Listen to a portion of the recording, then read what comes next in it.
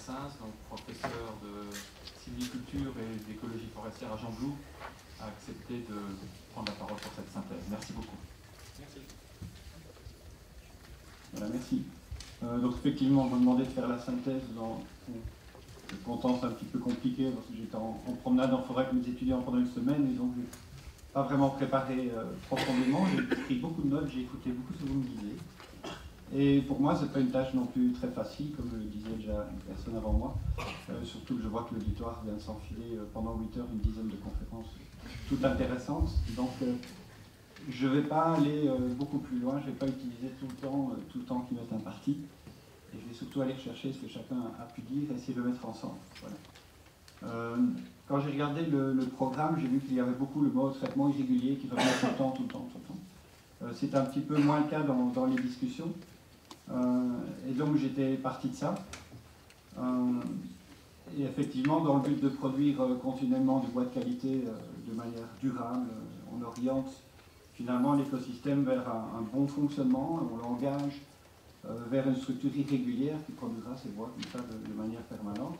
Et ça nous semble effectivement la plus résiliente dans cet objectif-là.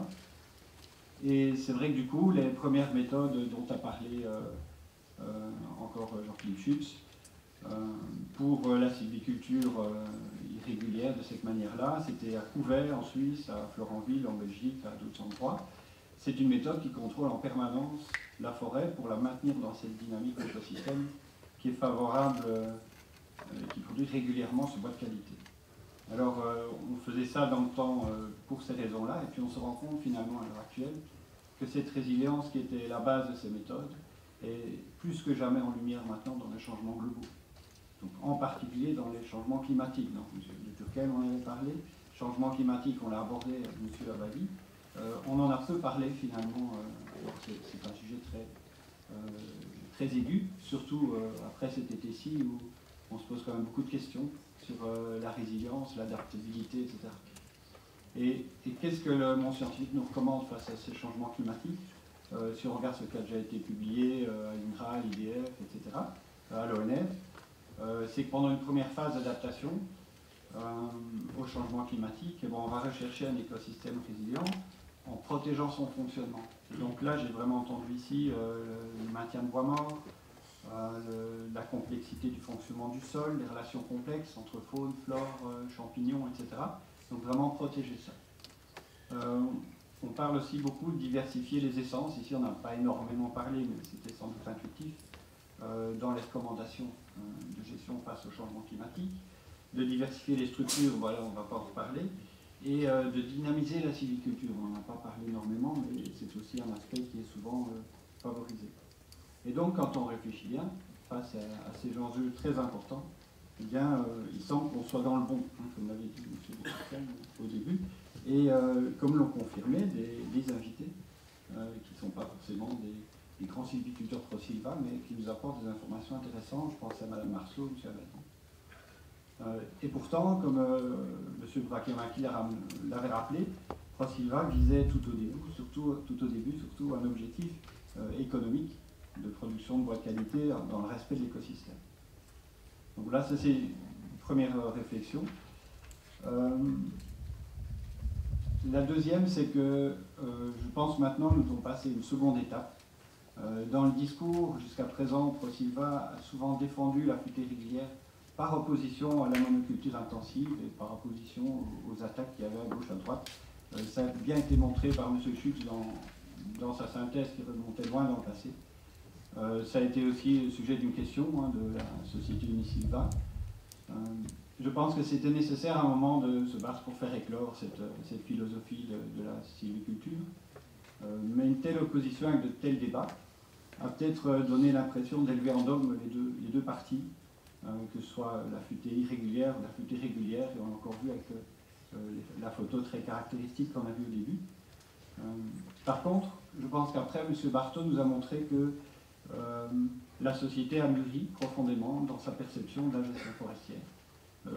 Non pas que les forestiers, mais la société dans son ensemble. Et que je pense que maintenant, on ne doit plus jouer cette carte de l'opposition, on doit passer outre de cet aspect défensif, peut-être, je veux dire, et désormais se focaliser sur l'explication des apports de la sylviculture à couvert continu en matière de services à la société, services écosystémiques, qu'ils soient environnementaux, par exemple l'adaptation face au changement climatique, le fonctionnement des écosystèmes, etc., mais aussi de récréation, etc. Donc, encore un petit peu en lien avec ce qu'on appelle multifonctionnalité, ce qu'on appelle, je fais un très très gros raccourci, c'est pas tout à fait juste, service écosystémique pour le moment. Donc ça, je pense qu'on est à un moment où on peut effectivement évoluer dans ce sens-là. Et donc, il ne faut plus réduire Prosilva aux futaies irrégulières. Les fondements ont bien été rappelés. Ils résident plutôt dans l'automation biologique, le fait d'utiliser la régénération naturelle, l'élongation et l'élagage naturel, la diversification des conditions de lumière pour faire régénérer, etc., etc. Donc ça a encore été bien rappelé par M. Schütz et Barthes. Et finalement, en faisant ça, on obtient une futée irrégulière qui n'est pas forcément l'objectif en soi, et qui arrive à long terme par les actes d'amélioration des peuplements qu'on aura fait et par le prélèvement de gros bois qu'on aura fait. Donc ça va un petit peu structurer cette forêt. Et en fait, Prosilva, ce sont toutes sortes de techniques d'accompagnement, bien plus loin que cette forêt irrégulière, toutes sortes de techniques d'accompagnement de la forêt, par exemple les zones dévastées par les tempêtes. Je pense au système de détourage dans des jeunes régénérations suite à des tempêtes. On est loin de l'irrégulier, même si on va peut-être y retourner à long terme, comme je vous l'expliquais. La sylviculture qu'expérimente l'ONF dans les boulets de recolonisation, avec des arbres objectifs pour produire des grumes de bouleau, de la restauration de la qualité sylvicole de vieux peuplements fort dégradés, dans une progression par l'amélioration, mais qui peut parfois être brutale, dans une sylviculture de type régénération par coupe progressive, ou même par coupe rase, comme on a entendu dans les futaies, dans les forêts en milieu alluviaux, etc., où on imite une perturbation nécessaire à la dynamique de l'homme butineux, par exemple, pour qu'il puisse se régénérer. Donc c'est quand même beaucoup de choses. Prosilva, je pense que c'est un peu tout ça aussi. C'est peut-être aussi l'exploitation à faible impact, comme on peut le faire en forêt équatoriale, où il y a des techniques qui évoluent, où on va juste prélever quelques arbres, et puis on manage, je veux dire, la trouée qui a été créée. Voilà, donc en fait, c'est une multitude d'initiatives qui tirent parti des dynamiques naturelles et qui sont chacune opportunes dans leur contexte spécifique. Elles apprivoisent quelque part les écosystèmes pour les adapter à nos besoins sans les dénaturer, en tenant compte de tous les changements. Et il y a beaucoup de changements, changement d'état sanitaire, changement climatique, changement du marché de bois, etc. Et finalement, c'est de l'adaptation, c'est de l'innovation, c'est renoncer à la routine, un peu comme avait expliqué M. Bacot, qui s'est beaucoup inspiré de la nature, beaucoup réfléchi pour mettre au point ces techniques. Et finalement, de cette manière, chaque situation ayant chacune sa réponse, avec chacune sa sylviculture, qui utilise les phénomènes naturels, mais qui n'est pas forcément formaté, eh bien, va produire une forêt relativement hétérogène, et c'est ça qui va comporter en elle les moteurs de son adaptabilité. Et je dis hétérogène au niveau local, comme on a eu des belles petites images carrées avec des petits carrés, des moyens carrés, des gros carrés, mais aussi hétérogène à un niveau de massif par les différentes propriétés, les différents peuplements traités différemment. Et donc, on peut penser qu'une forêt assez complexe comme ça pourrait être la mieux à même de s'adapter, et quels que soient les changements à venir, dans tous les contextes incertains qu'on a ici, parce qu'on a peu parlé d'incertitude, mais on est tous conscients de cette incertitude, eh bien, ce sont des actions sylvicoles qu'on peut avoir sans qu'il n'y ait jamais de regret, à la limite, même si c'était un réchauffement climatique, diversifié, structuré, etc. Même si c'était un refroidissement, ça marcherait aussi pour essayer de trouver dans la forêt des graines d'adaptation. Donc c'est un peu la notion d'auto-assurance que j'ai entendue plusieurs fois. Voilà un peu ce qui m'est revenu des discussions qui ont eu ici, dans les exposés et puis dans les discussions. Et puis alors, on m'a demandé aussi d'identifier les défis qui attendent Prosilva. C'est bien gentil, mais dès le début, ça avait été dit. Donc il y a pour moi des défis terre à terre. Il y a le défi permanent que les forestiers vivent tous les jours pour la réalisation des travaux de qualité, avec des exploitants, ou mieux des exploitants sylviculteurs de qualité, M. Bacco a fait remarquer cela. Et il faut souligner l'exemple de la région Grand Est qui assure une formation du cap au doctorat, comme j'ai entendu. Donc voilà, ça c'est quelque chose d'important. Je vois un deuxième défi aussi qui est relativement terre à terre. C'est d'arriver à ajuster ce que l'on produit avec les marchés. On ne sait pas qui doit s'adapter l'un à l'autre, mais en tout cas trouver un modus vivendi, rechercher des marchés, rechercher des techniques de vente aussi, on en a très peu parlé, qui sont peut-être mieux adaptées que ce qu'on fait d'habitude. Ça pourrait peut-être le sujet principal d'un futur colloque. Mais alors, on a beaucoup parlé de biodiversité sur la fin. J'avais commencé à noter sur mes notes, on n'a pas parlé de biodiversité, et puis à la fin, ça s'est un peu emballé. Et là, effectivement, pour moi, ce n'est pas un problème technique, c'est une décision du propriétaire propre, au moins au niveau de son peuplement.